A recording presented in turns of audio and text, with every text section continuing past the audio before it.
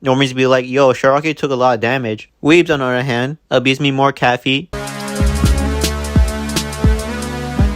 Hello everyone, welcome back folks to another casual talk and review of the latest chapter of My Hero Academia, specifically chapter 331 that has been recently released, and what a nail biter of a chapter it was compared to the last chapter. I did get to see the spoilers of this chapter a day before it was translated into English, and turns out we finally get a name drop reveal on a Stars and Stripes hero by someone who works in the US government who calls the Stars and Stripes hero Kathy. So it's safe to say that that could be her actual name. It could possibly be her nickname from a longer name like Catherine. Either way, now we know what to call her besides Stars and Stripes. So then the chapter starts off with Kathy, who manages to survive the big blast on Shigaraki. And speaking of Shigaraki, Kathy's having a hard time to figure out what Shigaraki's real name and identity is. In order for her quirk to work, she needs to touch that person and call it by that person's name so that she could oppose her New World Order quirk that could literally break reality, physics, and time pretty much. We see that Shigaraki, or All For One, or whatever it is speculating on how Kathy's quirk works. With him thinking about it, Kathy's wondering what this person Shigaraki is supposed to be.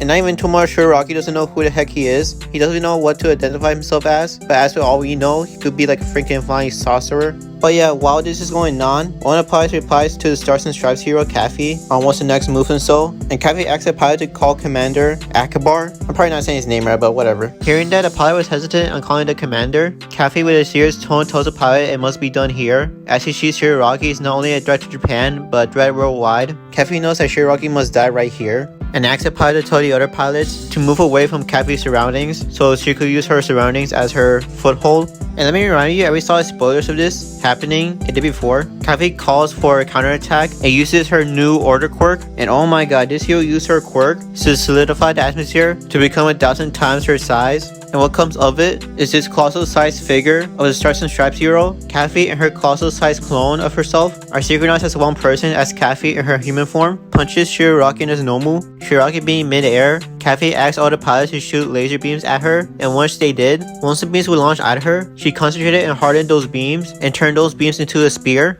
It uses that spear to spear at Shigaraki. The power from the spear itself causes damage to Shigaraki and surrounding clouds in the skies. However, the Stars and Stripes hero Kathy knows that this isn't enough, as Endeavor and other pro heroes were enough to take Shigaraki down like this. Then Kathy gets a call from someone affiliated with the US government on her whereabouts, and Kathy tells him the person on the other end of the call was the commander. If the preparations were finalized, which the commander did confirm yes, under the permission of contacting Japan. The preparations that Kathy, Stars and Stripes hero, was talking about to the commander is America's weapon system called Tiamat, which is a new model hypersonic intercontinental cruise missile. As you see here, there's over dozens of big missiles just above the clouds, heading towards Shigaraki and the Stars and Stripes hero. With all those missiles soaring in the skies, will those missiles be able to take down Shigaraki?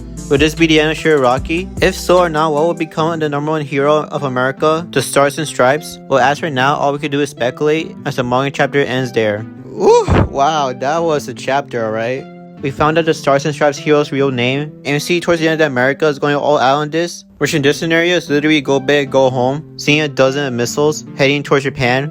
And well, I mean, what could I say? It's America. They have a large stack of arsenals. But again, the fight continues. You will see what happens in the next chapter, which I believe will be the last chapter between them, as I believe that this conflict will end in the next chapter, which I think Shigaraki will prevail till the end, as I believe that he's the endgame villain for Deku. But until then, I hope you enjoyed this video, and if you do, please give this video a like. And if you want to consider subscribing to my channel for more My Hero Academia manga content, follow my Twitter at AKIP down in the description below. See y'all next time in the next video. Later everyone, AKIP is leaving the building.